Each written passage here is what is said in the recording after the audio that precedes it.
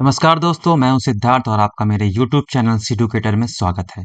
इस वीडियो में हम करेंगे अक्टूबर 2025 मंथ के इम्पोर्टेंट करंट अफेयर, जो कि उत्तर प्रदेश की सभी परीक्षाओं के लिए बहुत ही इम्पोर्टेंट हैं। तो अगर आपने अभी तक चैनल को सब्सक्राइब नहीं किया, जल्दी से चैनल को सब्सक्राइब कर दें और वीडियो शुरू करते हैं।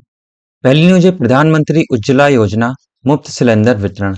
वैसे तो ये केंद्र की योजना है, लेकिन उत्तर प्रदेश सरकार ने प्रधानमंत्री उज्ज्वला योजना लाभार्थियों को दिवाली और होली में 2 मुफ्त सिलेंडर एलपीजी रिफिल करने की मंजूरी दी है, जिससे 1.86 करोड़ परिवार को सीधा लाभ मिलेगा और कुल बजट का प्रावधान है 1385.34 करोड़। यह योजना डीबीटी यानी डायरेक्ट बेनिफिट ट्रांसफर के माध्यम से संचालित होगी, जहां लाभार्थी पहले भुगतान करेंगे और सब्सिडी बैंक खातों में वापस आएगी। यह ग्रामीण क्षेत्रों में स्वच्छ ऊर्जा यानी क्लीन एनर्जी को अपनाने की दिशा में एक बड़ा कदम है। इससे सांस की बीमारियों में कमी और महिलाओं के समय में बचत होगी। इंपॉर्टेंट पॉइंट पढ़ेंगे। उज्ज्वला योजना का शुभारंभ 1 मई 2016 को उत्तर प्रदेश के बलिया जिले से हुआ था। उत्तर प्रदेश में गौ पर्यटन यानी काउ टूरिज्म की शुरुआत की गई है। बड़ी गौशालाओं को गौ पर्यटन केंद्रों के रूप में विकसित कर पर्यटकों को ग्रामीण जीवन से जोड़ा जाएगा। इसमें गौ सेवा और जैविक खेती का प्रत्यक्ष अनुभव लोग ले सकेंगे। साथ ही गौशालाओं को आत्मनिर्भर बनाने के लिए गोबर, मूत्र, दूध और घी जैसे गौ आधारित उत्पादकों की बिक्री भी की जाएगी। पर्यटकों को आवास और सात्विक भोजन की भी यहीं व्यवस्था करी जाएगी। गौ पर्यटक से स्थानीय युवाओं को रोजगार मिलेगा। गौशालाएं अपनी लागत स्वयं निकाल सकेंगी। यह एक आध्यात्मिक अनुभव होगा जो विलेज टूरिज्म को बढ़ावा देगा। गोबर खाद उत्पादन का भी प्रशिक्षण दिया जाएगा। यूपी का पहला गौ अभयारण्य मिर्जापुर जिले में स्थापित किया गया। ये बिल्कुल इंपॉर्टेंट पॉइंट है। नेक्स्ट न्यूज है नौसेना सौर संग्रहालय। लखनऊ के सीजी सिटी इकाना स्टेडियम के पास उत्तर भारत का पहला नेवल म्यूजियम स्थापित किया जा रहा है, जिसकी स्थापना 2022 में हुई थी और अभी तक ये बन रहा है। उम्मीद है 2026 के शुरुआती महीनों में ही इसका निर्माण पूर्ण हो जाएगा। युद्धपोत आईएनएस गोमती टीयू 142 समुद्री निगरानी विमान सी किंग 42 बी हेलीकॉप्टर को यहाँ पर स्मारक के रूप में सजाया जाएगा। वीरता गाथाओं और नौसैनिक हथियारों की विशाल प्रदर्शनी की जाएगी। 7D थिएटर है, यहाँ पर एक्वेरियम बनेगा। डिजिटल वाटर स्क्रीनिंग शो भी होंगे। मुंबई से लखनऊ लाया गया यह फ्रिगेट आधुनिक 7D थिएटर से युक्त होगा। यह आत्मनिर्भर भारत का गौरव बनेगा और गोमती रिवर फ्रंट के पर्यटक महत्व को कई गुना बढ़ा देगा। पॉइंट टू रिमेंबर, भारतीय नौसेना दिवस 4 दिसंबर को मनाया जाता है।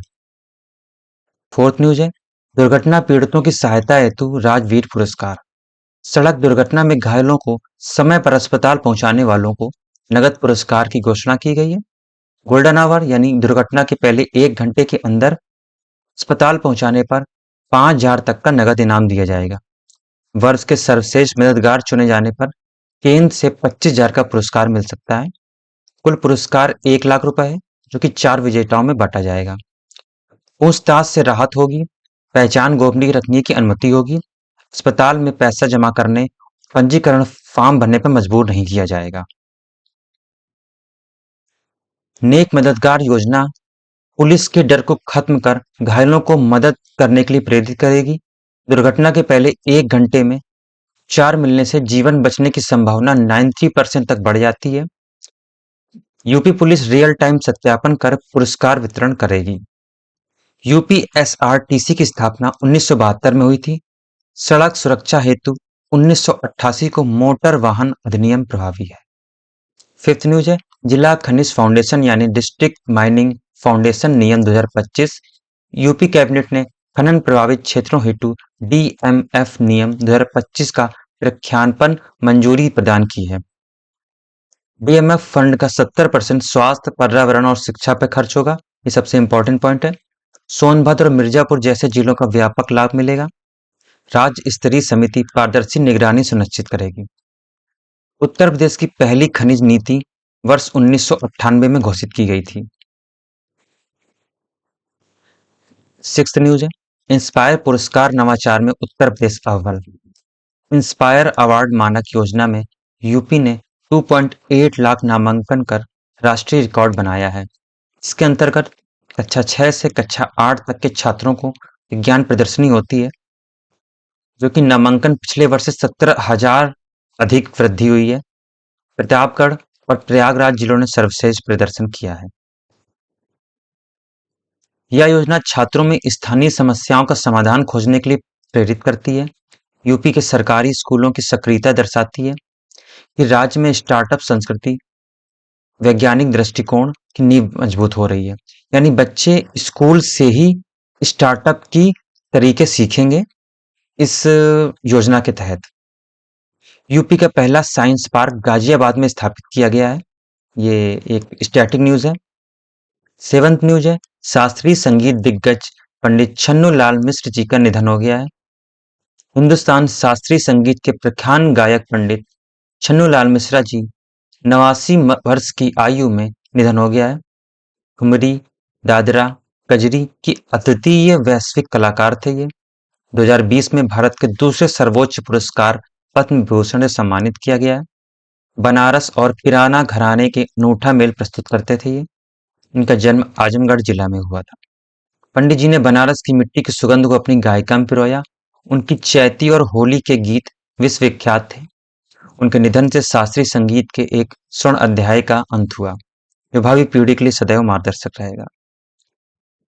यूपी का एकमात्र शास्त्रीय नृत्य कथक है। इसको बिल्कुल इंपॉर्टेंट पे मार्क कर लीजिएगा। लखनऊ में देश का पहला राष्ट्रीय एबीसी प्रशिक्षण केंद्र स्थापित किया गया है। लखनऊ में आवारा कुत्तों की आबादी को नियंत्रण करने के लिए देश का पहला एबीसी यानी animal birth control training centre स्थापित किया है। पशु चिकित्सकों को नसबंदी का आधुनिक प्रशिक्षण मिलेगा। नगर निगम और पशु कल्याण बोर्ड साझा प्रयास करेगा। नगर निगम लखनऊ। लक्ष्य है सुरक्षित शहर और रेबीज मुक्त उत्तर प्रदेश। यहाँ पर 15 दिन का प्रशिक्षण दिया जाएगा। प्रशिक्षित पेशेवरों की कमी को दूर करने के लिए यह एक राष्ट्रीय मॉडल बनेगा। इसमें सर्जरी के साथ साथ मानवीय तरीकों से कुत्ते को पकड़ने की शिक्षण दिया जाएगा। इससे कुत्ते के काटने की, डॉग बाइट की घटनाओं में कमी आएगी। उत्तर भारत का पहला हाथी अस्पताल मथुरा में स्थित है। 9th news, Varanasi DSR conclave, धान की सीधी बुआई तकनीकी। वाराणसी में आयोजित डायरेक्ट सीडेड राइस कॉन्क्लेव में धान की आधुनिक और पानी बचाने वाली तकनीकी पर चर्चा की गई है। इस तकनीकी से पानी की 30% तक भारी बचत की जा सकेगी। लक्ष्य है यूपी को 2030 तक वैश्विक खाद्य भंडार बनाना। पारंपरिक रोपाई की तुलना में डीएसआर तकनीकी में मीथेन उत्सर्जन कम करती है, जो पर्यावरण हितैषी है। मुख्यमंत्री ने कृषि निर्यात, एग्री स्पोर्ट को बढ़ाने के लिए नई प्रजातियों पर जोर दिया है। तो इस तकनीकी से मीथेन का उत्सर्जन कम होगा, तो पर्यावरण शुद्ध रहेगा। उत्तर प्रदेश चावल उत्पादन में दूसरे स्थान पर है। काला नमक सिद्धार्थनगर का प्रसिद्ध उत्पाद है। 10th न्यूज है, ग्रेटर नोएडा में अंतरराष्ट्रीय अभिधम्म दिवस का आयोजन किया गया है। गौतम बुद्ध विश्वविद्यालय में अभिधम्म डे मनाया गया, जहां पाली भाषा का गौरव का उत्सव हुआ।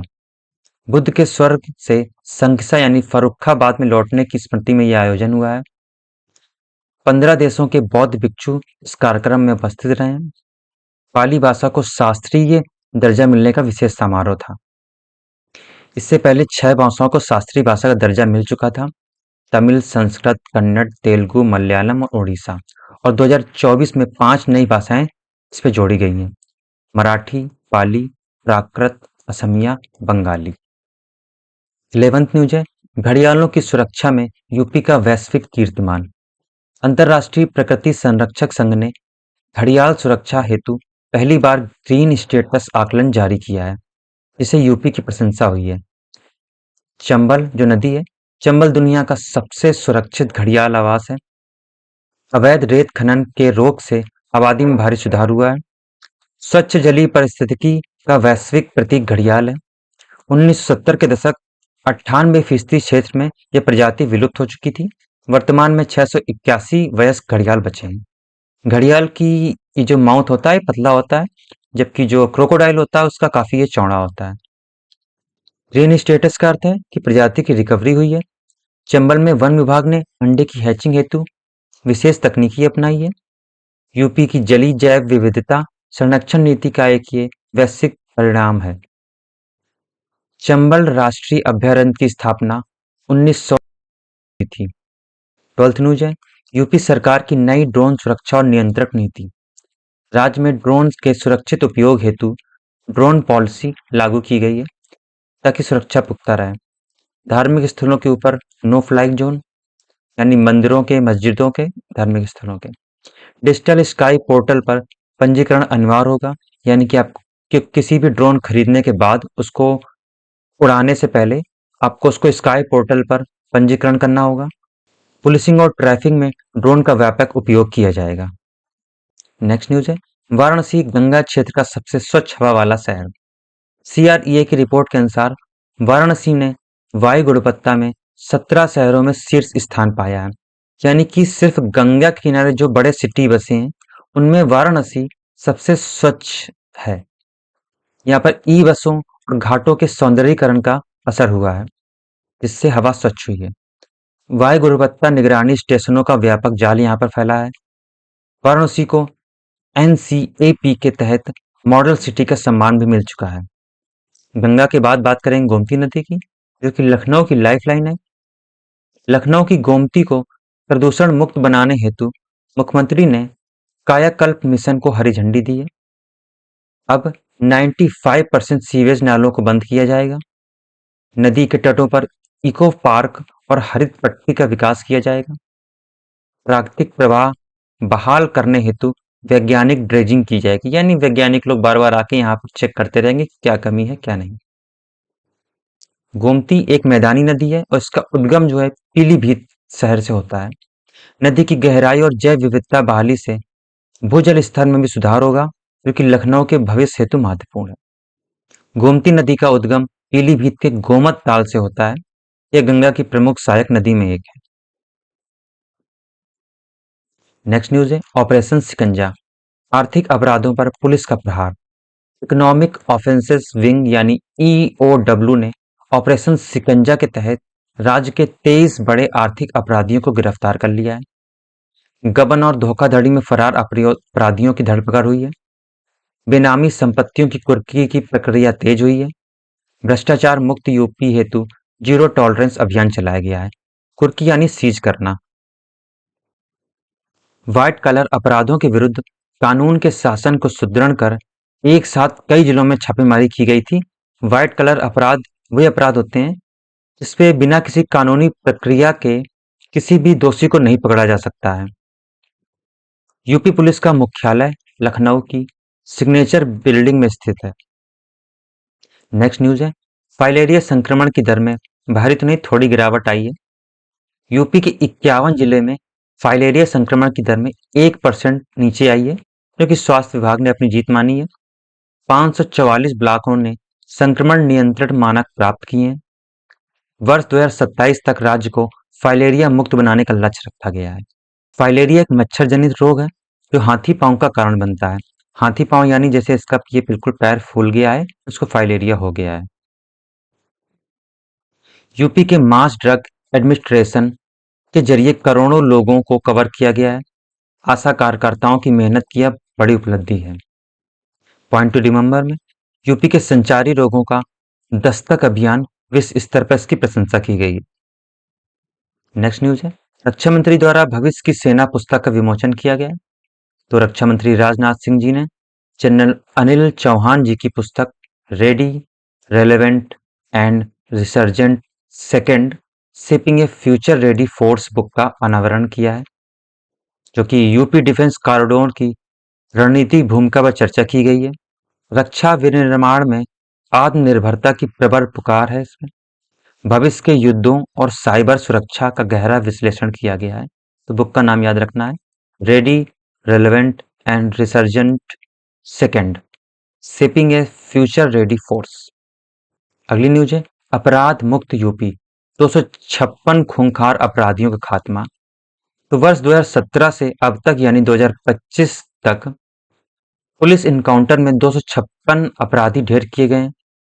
लगभग 15,000 मुठभेड़ हुई हैं, जिसमें से 256 अपराधी को मार गिराया गया है।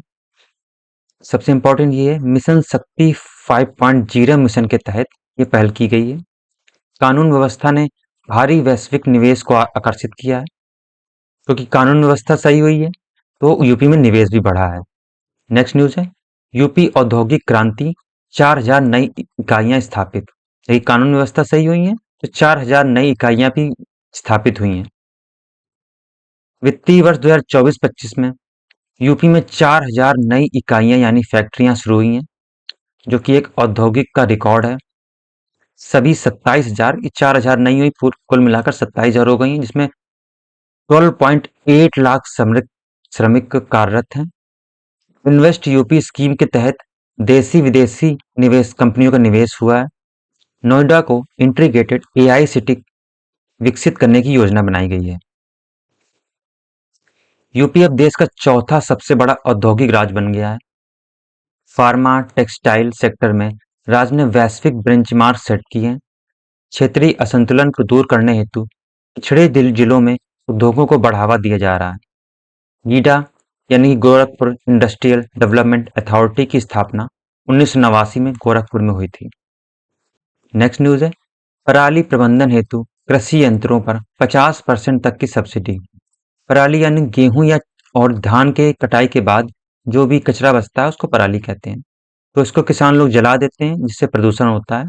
तो इस प्रदूषण को रोकने के लिए सरकार निस्तारण यंत्रों पर 40 से 50% तक की सब्सिडी दे रही है।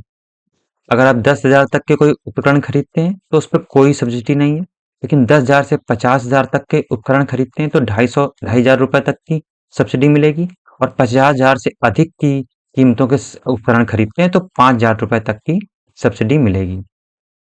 पराली जलाने से मृदा मित्र यानी कि मिट्टी के मित्र बैक्टीरिया नष्ट हो जाते हैं। बैक्टीरिया के साथ केचुए या इस तरीके के जो भी मिट्टी के मित्र होते हैं वो सब नष्ट हो जाते हैं, जो कि मिट्टी के लिए बहुत ही हानिकारक है। तकनीकी विकल्प से स्मॉग कम होगा, मिट्टी की जान बचेगी। उपग्रह से निगरानी की जा रही है ताकि प्रदूषण को रोका जा सके। वायु गुणवत्ता मापने हेतु PM 2.5 प्रमुख मापदंड है, सभी को पता है। नेक्स्ट न्यूज है, बलिया का ऐतिहासिक ददरी मेला। तो यूपी के बलिया जिले में कार्तिक पूर्णिमा के अवसर पर अक्टूबर नवंबर के मंथ में यह आयोजित होता है।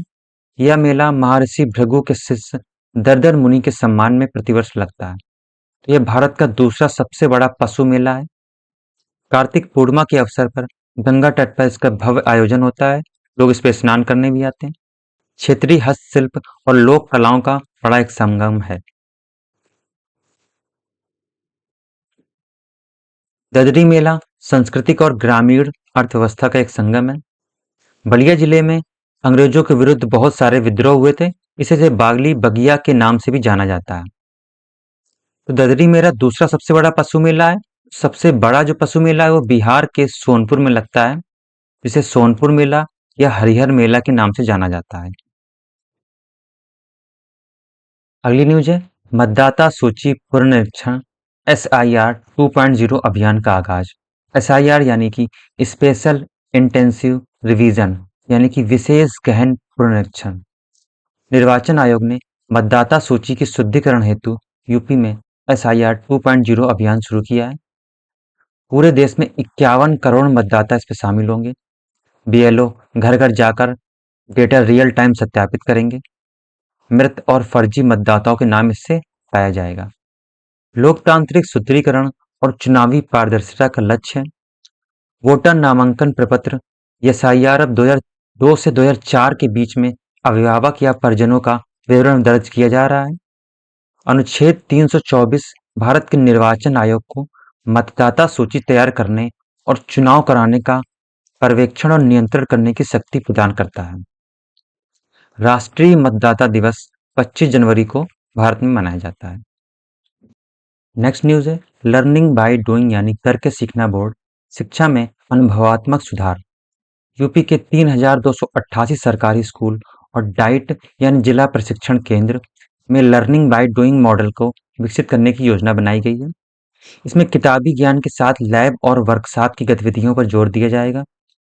प्रशिक्षण 66 आवासीय बैचों में आयोजित किया जाएगा, यानी कि टीचरों का बैच बनाया जाएगा, उनको एक आवासीय स्कूलों में रखा जाएगा और वहां पर उनको ट्रेनिंग की जाएगी। एनईपी नेशनल एजुकेशन पॉलिसी 2020 के विजन के तहत धरातल पर लाने की यूपी की पहल है। प्रत्येक स्कूल में एक्टिविटी कॉर्नर बनेगा। इससे रटने की प्रवृत्ति खत्म होगी और तार्किक सोच बढ़ेगी। शिक्षकों को विशेष प्रशिक्षण दिया जाएगा ताकि वे नवीन तरीके से पढ़ा सकें। मुफ्त शिक्षा मौलिक अधिकार संविधान की अनुच्छेद 21A में वर्णित है। 24वीं न्यूज है, उत्तर भारत का सबसे बड़ा लॉजिस्टिक हब बन रहा है। कहाँ बन रहा है? तो Bodaki Noida integrated logistic hub व्यापार को वैश्विक रफ्तार देने हेतु पूरी तरह तैयार है। ईस्टर्न और वेस्टर्न डेडिकेटेड फ्रंट कॉरिडोर यानी कि DFC का संगमन बिंदु है। जेवर एयरपोर्ट से इसकी सीधी कनेक्टिविटी होगी। 8,000 करोड़ का इस पर निवेश है तथा 800 एकड़ की भूमि पर यह विकसित किया गया है। बोड़ाकी के अतिरिक्त दादरी में भी 1200 करोड़ रुपए का एक लॉजिस्टिक पार्क विकसित किया गया है। ये दादरी भी नोएडा में ही है। तो दादरी का हब पीएम गति शक्ति का अभिन्न हिस्सा है। इससे उद्योगों को वैश्विक बाजारों तक सीधी पहुंच मिलेगी। यह यूपी को $1 ट्रिलियन इकोनॉमी बनाने की मुख्य भूमिका निभाएगा। पॉइंट टू रिमेंबर में यह विकसित भारत 2047 के विजन के अनुरूप है। यह 2035 तक $7 ट्रिलियन अर्थव्यवस्था बनाने के लक्ष्य को समर्पित करती है।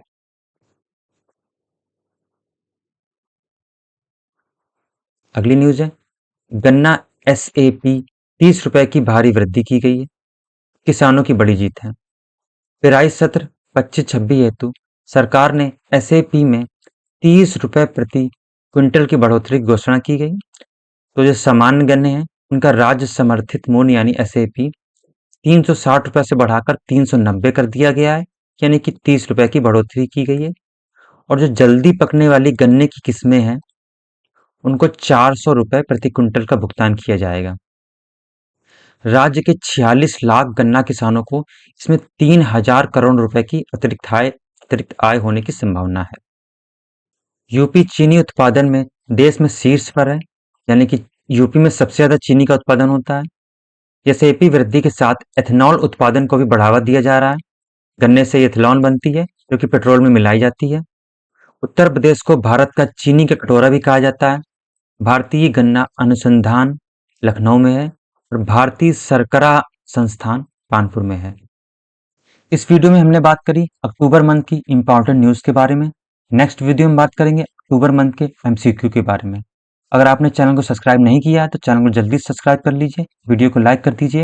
Thank you.